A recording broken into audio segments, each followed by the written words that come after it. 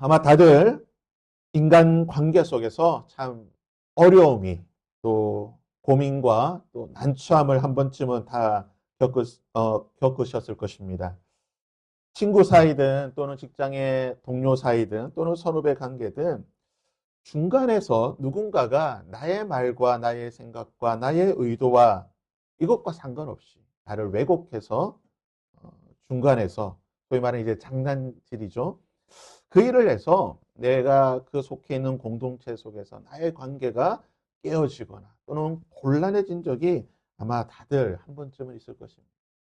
또는 내가 중간에서 A와 B 사이에 이 중간에서 이 둘 사이를 조율하기 위해 이 관계를 좀 회복시키고 이 관계를 좀 잘 유지하기 위해서 내가 중간에서 이리저리 참 힘들고 A의 상황과 그 형편에 또 맞춰주기도 하고 또 B의 상황에 또 다시 맞춰주기도 하는 중간에서 이렇게 역할을 했던 그런 경험도 아마 다 있을 거라고 생각이 됩니다.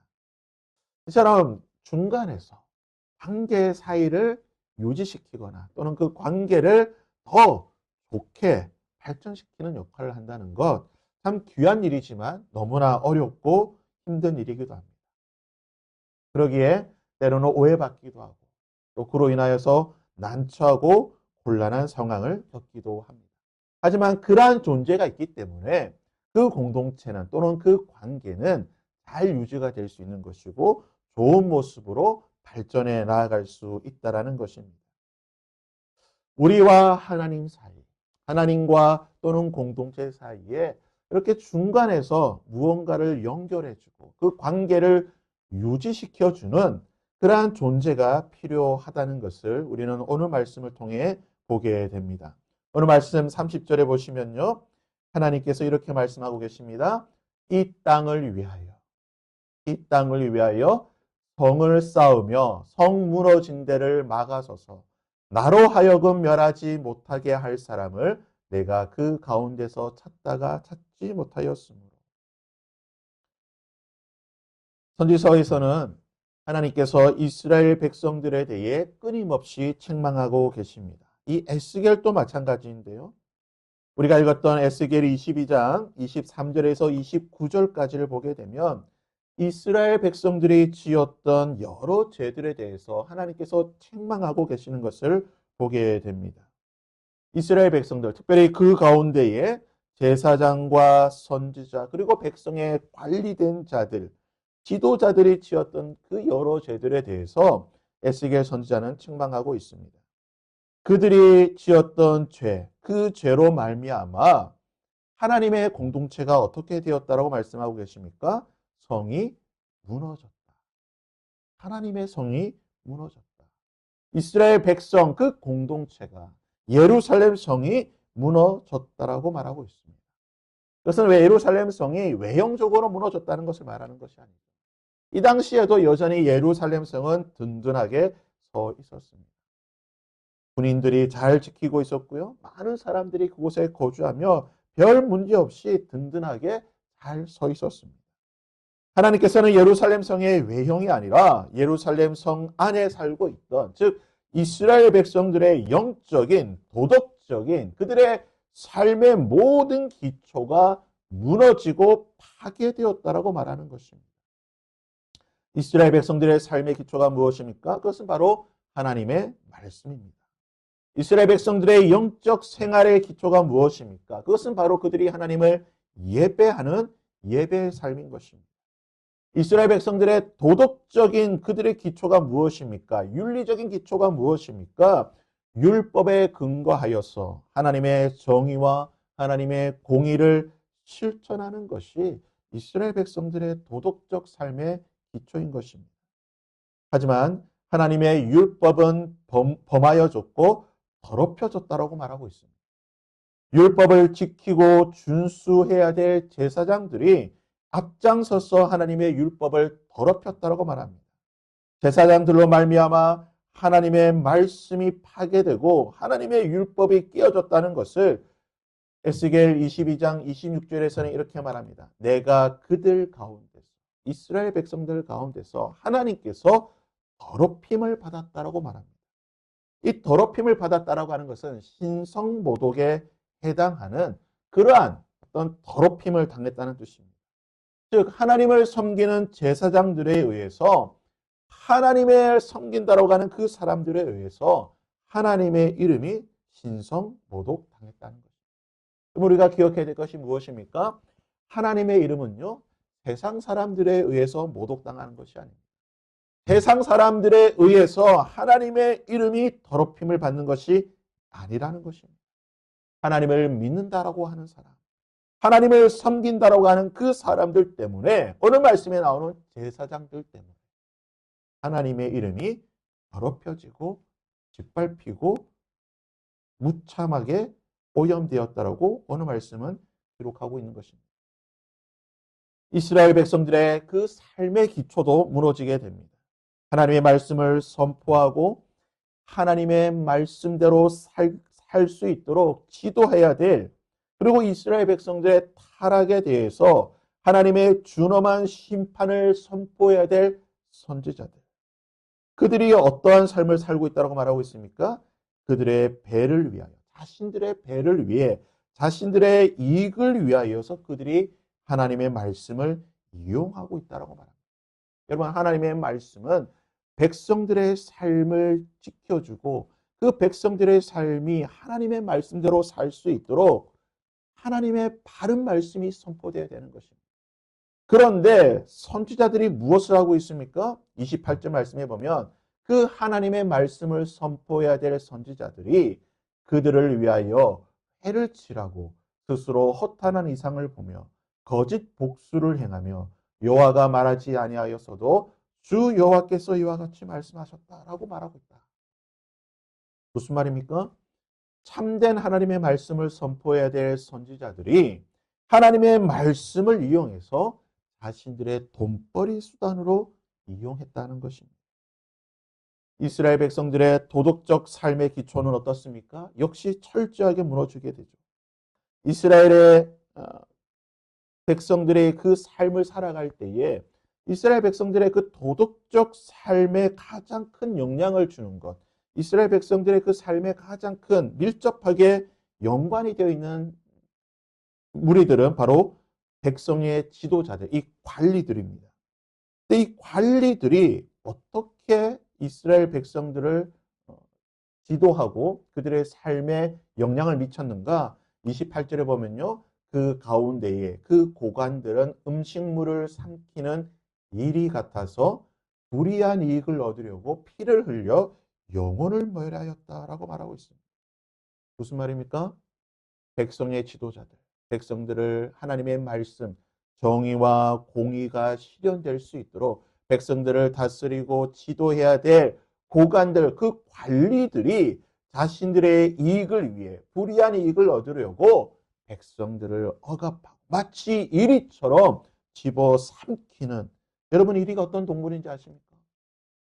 자신의 그 굶주림을, 허기를 해결하기 위해 동물의 사체까지 뼈채 씹어먹는, 모든 것을 그냥 다 씹어삼키는, 흔적조차 남기지 않고 먹어삼키는 존재가 바로 일이라는 존재입니다.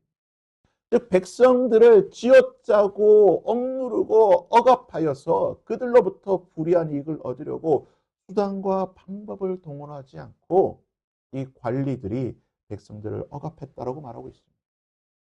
오늘 말씀에 나오는 우리가 읽었던 이 이스라엘 백성들의 삶의 모습, 뭔가 참 유사하지 않습니까? 오늘날 우리나라와 상황과 너무나 유사한 것 같습니다. 아니 너무나 한바퀴처럼 똑같은 것 같습니다.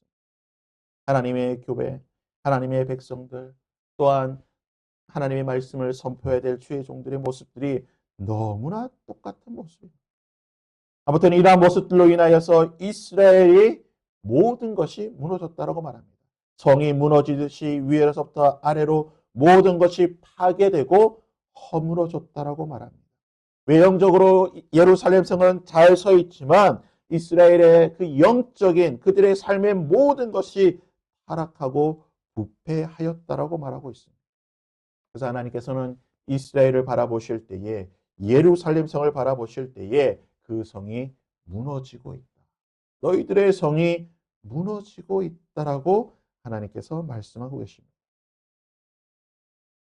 근데 하나님께서 예루살렘 성을 바라보실 때에, 그 무너지고 파괴되고 있는 예루살렘 성을 바라보실 때에 하나님의 그 마음이 어떤 마음인가? 하나님의 가장 안타깝고 그 하나님의 처절한 그 마음이 어떤 마음인가? 오늘 말씀 30절, 31절에 보면요. 이렇게 말합니다. 하나님의 마음을 이렇게 기록하고 있습니다. 이 땅을 위하여 성을 쌓으며 성 무너진 데를 막아서서 나로 하여금 멸하지 못하게 할 사람을 내가 그 가운데서 찾다가 찾지 못하였으므로. 무슨 말입니까? 이스라엘의 그 무너진 그 모든 삶의 무너진 것들, 그 무너진 것들을 다시 회복시켜 줄 이스라엘의 그 죄악으로 말미암아 하나님의 심판이 임하게 될 것인데, 그 심판을 막아서며 하나님의 진노를 막아서며 하나님의 은혜와 자비를 구하며 다시 예루살렘 성이 하나님의 거룩한 성으로, 이스라엘이 하나님의 거룩한 백성으로 회복될 수 있도록 하나님을 막아설 자를 하나님께서 찾고 계시는데, 그 한 사람을 찾지 못하였다는 것입니다. 하나님의 안타까움이 뭔지 아십니까? 하나님이 이 땅의 죄악이 관영하고 이 땅의 죄악이 충만하고 이 땅의 죄악으로 말미암아 그 악한 일들로 말미암아 그들의 죄악이 하늘에 사무치는 것이 하나님의 마음을 안타깝게 하는 것이야. 이 땅은 죄악이 관영한 세상이고 이 땅에 부패하고 타락한 것은 하늘에 사무치도록 관영하지만, 하나님의 안타까움은 그 죄악을 위해 하나님께 중보하며 하나님의 심판과 저주를 막아설 자가 없다라고 하는 이 사실이 하나님의 마음을 안타깝게 하고 하나님의 마음을 아프게 한다는 것입니다. 이 땅을 위하여 성을 쌓으며 성 무너진 데를 막아서서 나로 하여금 멸하지 못하게 할 사람을 내가 그 가운데서 찾다가 찾지 못하였습니다. 에스겔 시대 예루살렘 성, 그 이스라엘 백성들의 가장 비참한 현실은 하나님의 진노를 막아설 자가 없었다라는 것입니다. 하나님의 심판을 막아설 단 한 사람이 그들 가운데 없었다라는 사실입니다. 하나님은 하나님의 심판과 하나님의 저주를 막아설 자를 찾고 계십니다. 지금 이스라엘 백성들이 너무나 타락하였기에 하나님의 심판과 하나님의 저주가 그 가운데 임할 것인데, 하나님은 정의의 하나님이시기 때문에 그 죄를 심판하시기를 원하시지만 동시에 하나님은 사랑의 하나님이십니다. 하나님의 심판과 저주 가운데 멸망할 그의 백성들을 사랑하셔서 그들에게 다시 한번 자비와 은혜의 긍휼을 베푸시기를 원하시는, 그 한 번의 기회를 줄 수 있도록 하나님은 참고 기다리시는데, 그 하나님의 긍휼과 자비를 가져올 하나님의 심판을 막아설 그 한 사람, 그 사람을 하나님께서 찾고 기다리고 계신다는 겁니다. 자녀를 키우게 되면요, 부모들이 때로는 이 자녀의 잘못에 대해서 이렇게 혼을 낼 때가 있습니다. 근데 뭐 자녀 솔루션을 다루고 있는 뭐 금쪽이라든지 이런 프로그램을 보게 되면 자녀가 잘못했을 때에 부모 모두가 자녀를 혼내지는 않아요. 저도 그렇지만 자녀를 키울 때 보면요, 자녀가 잘못하면 보통 누가 혼냅니까? 보통 혼내는 거는 아빠가 혼내죠. 아빠가 자녀를 혼냅니다. 뭐 하면서 막 때로는 너무 화가 나기 때문에 뭐 때리기도 하죠. 뭐 이렇게 매를 들 때가 있습니다. 그럴 때에 엄마 역할이 무엇입니까? 아빠를 막아서는 거예요. 자녀가 잘못했지만 그 자녀의 잘못에 대해 아빠가 너무나 화가 나서 화를 내고 때리려고 할 때에 엄마는 그것을 막아서는 거예요. 아빠가 화나는데 옆에서 엄마가 거들지 않습니다. 더 혼내거나 옆에서 막 거들어서 그 자녀를 더 뭐라 하지 않습니다. 아마 대부분의, 제가 알고 있는 거의 99.999%의 엄마들은요, 그 아빠를 막아서 빨리 들어가. 아빠한테 잘못했다고 해. 빨리 잠시방에 들어가. 예. 막아서는 거죠. 아빠의 그 화를 막아서고 자녀를 위해서 그것을 막아서면서 아빠의 화가 가라앉을 수 있도록 이 막아서는 역할이 엄마의 역할인 것입니다. 하나님께서는 그의 백성들을 사랑하십니다. 너무나 사랑하시기 때문에 이스라엘 백성들이 범죄한 것에 대해서 하나님께서는 안타까워하십니다. 하지만 하나님께서는 공의 하나님이시기에, 정의 하나님이시기에 범죄한 이스라엘 백성들을 심판하셔야 됩니다. 그러기에 하나님께서는 그 하나님의 심판과 그 저주를 막아설 누군가, 그 중보자를 찾고 계시다는 겁니다.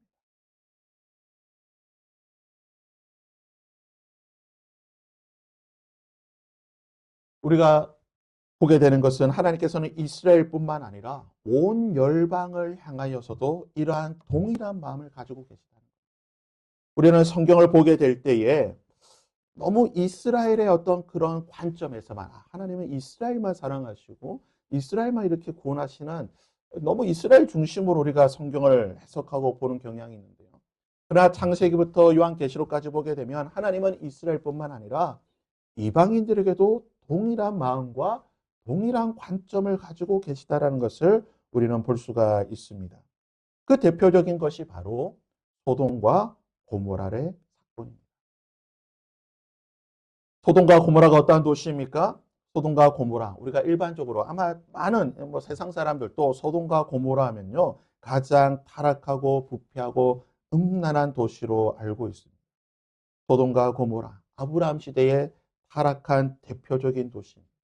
이 두 도시가 얼마나 타락하였는지 창세기 12장 창세기를 보시게 되면 하나님께서 친히 그곳이 얼마나 타락했는지 보기 위해 이 땅에 내려오셨다.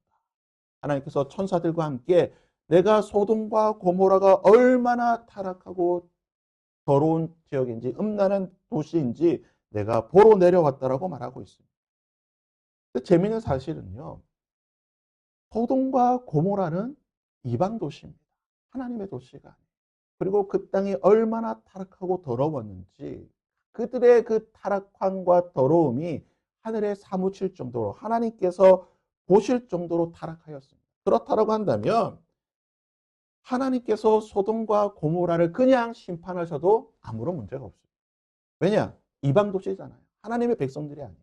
이방 도시고 너무나 타락한 도시이기 때문에 하나님께서 그냥 소돔과 고모라를 심판하셔도 전혀 문제가 없습니다. 아니, 그냥 즉시 하나님께서 지진을 일으키시고 하늘에서 불을 내리시고 온갖 자연재해를 통해 그 도시를 심판하시는 것, 오히려 당연한 것입니다.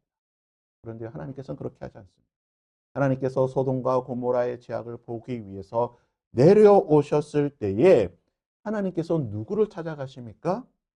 아브라함을 찾아가십니다. 하나님께서 아브라함을 찾아가셔서 아브라함에게 무엇을 말씀하십니까? 창세기 12장 3절에 보면요, 하나님께서 아브라함에게 이렇게 말씀하십니다. 너를 축복하는 자에게는 내가 복을 내리고 너를 저주하는 자에게는 내가 저주하리니 땅의 모든 족속이 너로 말미암아 복을 얻을 것이니라. 무슨 말입니까? 아브라함을 통해 하나님의 심판과 하나님의 저주가 임할 수도 있고, 아브라함을 통해 하나님의 축복이 그 땅 가운데 임할 수도 있다라는 것입니다. 하나님께서는 아브라함을 찾아가셔서 아브라함과 무엇을 하십니까? 그 유명한 아브라함의 기도를 하나님께서는 아브라함에게 요구하고 계십니다.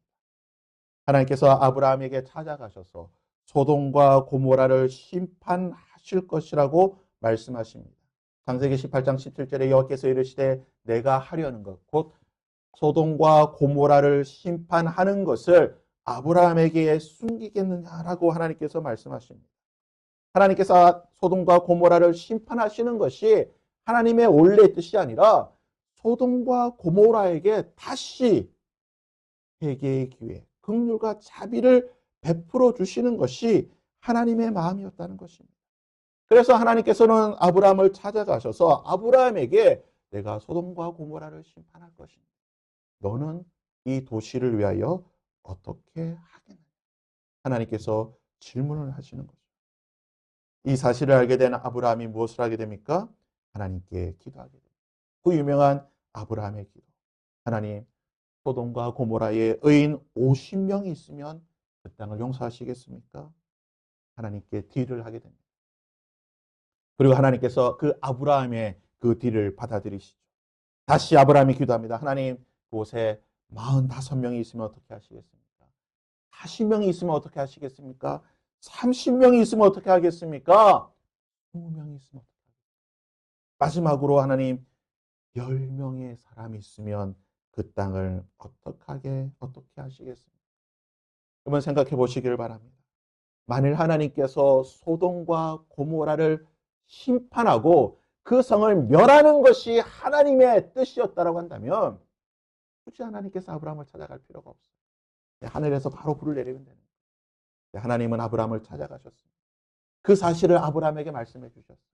그리고 아브라함이 하나님께 기도합니다. 하나님, 10명의 의인이 있다고 한다면 그 땅을 멸하시겠습니까? 하나님께서 아브라함의 기도를 받으셨습니다. 10명의 의인이 그 땅에 있다고 한다면 내가 소돔과 고모라를 멸하지 아니하겠다. 비록 소돔과 고모라에는 10명의 의인이 없었기 때문에 결국 하나님의 심판을 받아 멸망하기는 하였지만 하나님은 아브라함을 찾아가셔서 소돔과 고모라를 위해 막아설 수 있는 그 사명을 아브라함에게 주셨고 아브라함은 그 일을 하나님 앞에 담대히 그리고 당당하게 감당해내었다라는 사실입니다. 우리는 또 하나의 도시를 생각할 수 있습니다. 이스라엘을 괴롭히고 이스라엘의 원수 같은 마치 우리나라와 일본과 같은 그 식민지 시대 때 우리나라와 일본과 같은 그런 나라가 있습니다. 이스라엘의 그 원수라고 할 수 있는 적대국이라고 할 수 있는 아수르. 이 아수르의 수도는 니느웨라고 하는 도시입니다. 성경에 보게 되면요. 요나스에 보면 니느웨에 대해서 뭐라고 표현하고 있냐면 그 도시가 얼마나 큰지 좌우를 분별치 못하는 즉 어린아이들이 좌우를 분별할 수 있는 어린아이들이 12만 명이 있다. 그리고 그 성이 얼마나 큰지 요나가 반나절을 걸어 다녀도 그 성의 절반을 가지 못할 만큼 그 성이 너무나 큰 도시였다고 말합니다. 요나서 1장에 보시게 되면요. 그들의 악독이 그들의 악행이 하늘에 상달될 정도로 타락하고 범죄한 도시였다고 말합니다. 니느웨는 하나님 앞에 심히 타락한 도시였습니다. 하나님의 심판을 받아 마땅한 도시였습니다. 그러기에 하나님은 니느웨를 심판하기로 작정하셨습니다. 그런데 니느웨가 어떤 도시입니까? 이방 도시입니다. 이스라엘의 원수 나라입니다. 이스라엘을 괴롭히고 이스라엘을 박해하였던 그 도시가 바로 니느웨입니다.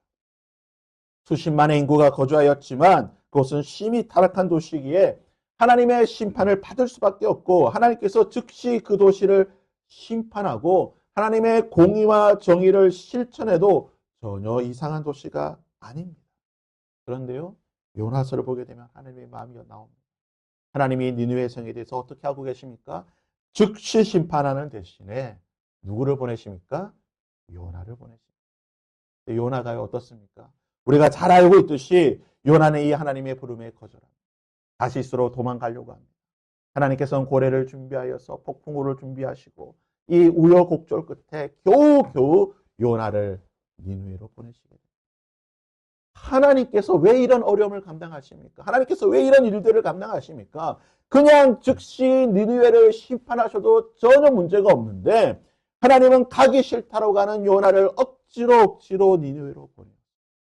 그곳에서 하나님의 심판을 선포케 하십니다. 요나가 니느웨 가서 했던 일이 무엇입니까? 그는 그곳에서 너무나 불성실하게 지냅니다. 도망가려고 했다가 잡혀오니까요. 그곳에서 복음을 전하고 싶겠습니까? 대충 전하였죠. 성경에 보면 그가 너무나 건성건성 하나님의 심판을 선포했다라고 말합니다. 그러나 이 요나의 말을 듣고 니느웨 성은 위로부터 왕으로부터 아래로 노예에 이르기까지 모든 자들이 주 앞에 회개하며 하나님의 심판을 면했다. 하나님의 은혜와 긍휼이 그곳에 임하였다라고 말하고 있습니다. 하나님이 요나를 부르신 이유가 무엇입니까? 가기 싫다라고 하는 그 요나를 억지로 그곳에 보냈던 이유가 무엇입니까? 하나님의 심판을 막아설 자로 하나님은 요나를 선택하셨고 부르셨다라는 것입니다. 이것이 바로 하나님의 마음인 줄 믿습니다. 하나님의 이 땅을 심판하실 것입니다. 그러나 하나님의 이 땅을 심판하기에 앞서서 이 하나님의 심판과 저주를 막아설 자를 하나님께서는 찾고 계시다라는 것입니다. 우리 오늘 말씀에 하나님께서 하나님의 심판을 막아설 성을 쌓으며 성 무너진 데를 막아서서 하나님의 심판을 막아설 자를 하나님께서 찾고 찾으셨다라고 말하고 있습니다. 우리 예수 그리스도께서는 바로 하나님께서 찾으셨던 하나님의 심판을 막아서는 그 한 사람이 되셨습니다. 예수님께서는 이 땅에 오셔서 하나님의 모든 심판과 저주를 막으셨습니다. 나에게 임하여야 될 그 하나님의 심판과 저주를 누가 막아주셨습니까? 나에게 임하여야 될 그 하나님의 그 끔찍하고 처절한 하나님의 그 심판과 그 모든 저주를 누가 막아내셨습니까? 바로 우리 주 예수 그리스도께서 막아내셨습니다. 십자가 위에서 마치 번개가 하늘로부터 땅에 내려칠 때에 피레침이 그 번개를 대신 맞으면 피레침으로 모든 것이 그 전기가 흘러가서 땅에는 어떠한 피해도 입지 않는 것처럼 예수님께서는 하나님의 그 모든 심판과 저주를 십자가로 막아주고 십자가로 모든 심판과 저주를 받으셨다라고 성경은 말하고 있습니다. 예수님께서 그 모든 심판과 저주를 막으셨기 때문에 우리는 이 시간 하나님 앞으로 나아갈 수 있다라는 것입니다. 사랑하는 성도 여러분, 오늘은 예수님께서 예루살렘에 입성한 종료주일입니다. 그리고 다음 주는 내일부터는 고난 주간입니다. 이번 한 주는 고난 주간을 우리가 지키게 됩니다. 예수님께서 예루살렘에 입성하시고 빌라도의 심판을 받으시고 십자가에 못 박혀 죽으셔서 골고다 언덕 높이 십자가에 달리셔 죽으셨을 때에 예수님은 우리의 모든 저주를 그 하나님의 심판과 저주를 홀로 담당하시고 홀로 받으시고 홀로 막아내셨습니다. 예수님의 그 막아내심으로 인해 우리는 주 앞에 나아갈 수 있게 된 것입니다. 그리고 하나님께서는 다시 한 사람을 찾고 계십니다. 이 땅 가운데, 내가 속해 있는 공동체 가운데, 내가 속해 있는 가정과 내가 속해 있는 그 공동체에 그 하나님의 심판과 하나님의 저주를 막아설 아브라함과 같은 자, 요나와 같은 자, 예수님과 함께 그 심판과 저주를 막아설 자를 하나님께서는 지금 찾고 계십니다. 우리가 그 한 사람이 되었으면 좋겠습니다. 이번 고난주간 하나님, 우리가 그 한 사람이 되기를 원합니다. 하나님께서 찾으신, 하나님께서 이 땅에 내리시는 그 심판을 막아설 자, 하나님께서 우리의 가정과 우리의 공동체와 내가 속해 있는 그 모든 공동체에 그 하나님의 심판과 저주를 막아서며 하나님의 은혜와 긍휼을 흘러보낼 수 있는 그 한 사람, 예수님과 함께 십자가에 못 박혀 나의 십자가를 지고 나의 십자가에 못 박혀서 예수님과 함께 그 모든 심판과 저주를 막아낼 그 한 사람이 되기를 원합니다. 이 시간 이 고난 주간에 우리가 그 한 사람이 될 수 있기를 바라며 사모하며 우리가 이 시간 함께 이 찬양으로 우리의 믿음을 고백하며 하나님 앞으로 나가도록 하겠습니다.